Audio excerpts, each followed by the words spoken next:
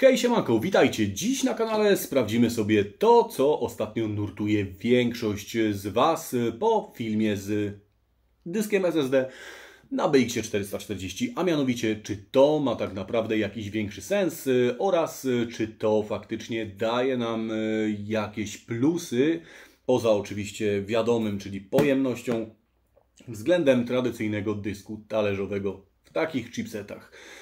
Cóż, dziś przetestujemy sobie nowiutki, specjalnie kupiony na tę okazję dysk IBM Travelstar 20 GB, czyli tak naprawdę taki best of the best z czasów BX 440, jakie można było do niego zamontować, oraz randomowy dysk SSD bez pamięci DRAM, tak żeby sobie pokazać, że nawet taki najprostszy, najbardziej budżetowy dysk robi bądź nie robi nam tutaj różnicy. Nie przedłużając więc, spójrzcie na testy i zaraz sobie omówimy podsumowanie.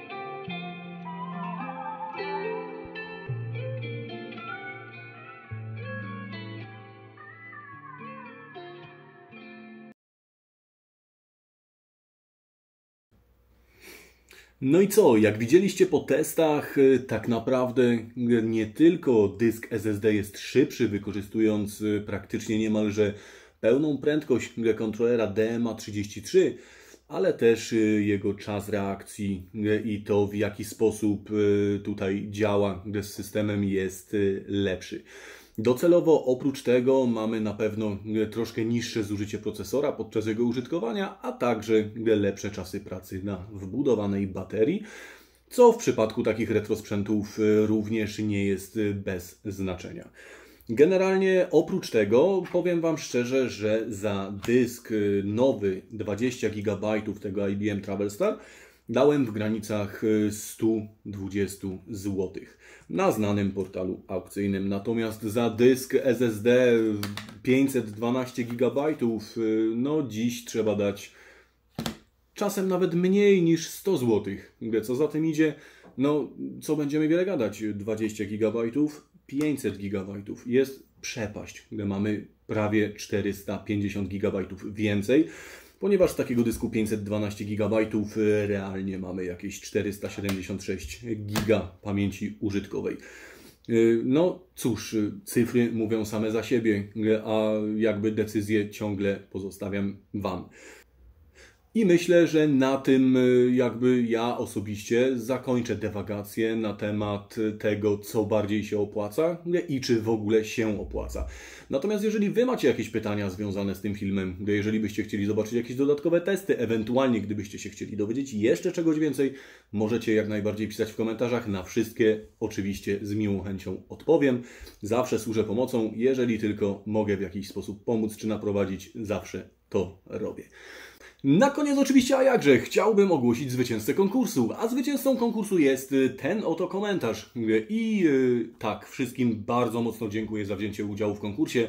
Wszystkie komentarze naprawdę do mnie przemówiły, ale ten komentarz przemówił do mnie najbardziej. Wiem, że może nie do końca uważacie, że to jest sprawiedliwe i następnym razem postaram się, żeby w komisji było więcej niż jedna osoba.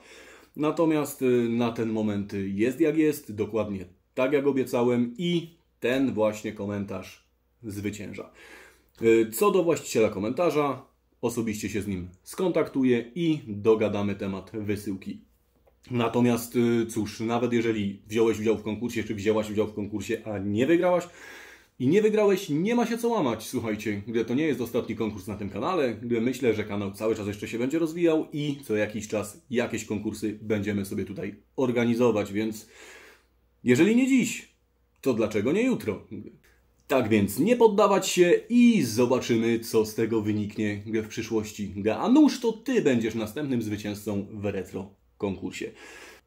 No i co? Chciałbym Wam na koniec jeszcze podziękować za subskrybowanie, lajkowanie, komentowanie na kanale, a jeżeli ktoś by miał ochotę w jakiś inny sposób wesprzeć ten kanał, to ma teraz taką możliwość, ponieważ YouTube uruchomił mi takie oto opcje. Więc jeżeli masz ochotę, masz gest, śmiało, ja się będę cieszył, a pomoże mi to też tworzyć dużo lepsze treści. Oczywiście z czasem, cały czas się rozwijam, nikt nie jest doskonały, pomalutku do przodu i do celu. Na ten moment myślę, że to będzie tyle ze swojej strony. Dzięki, cześć.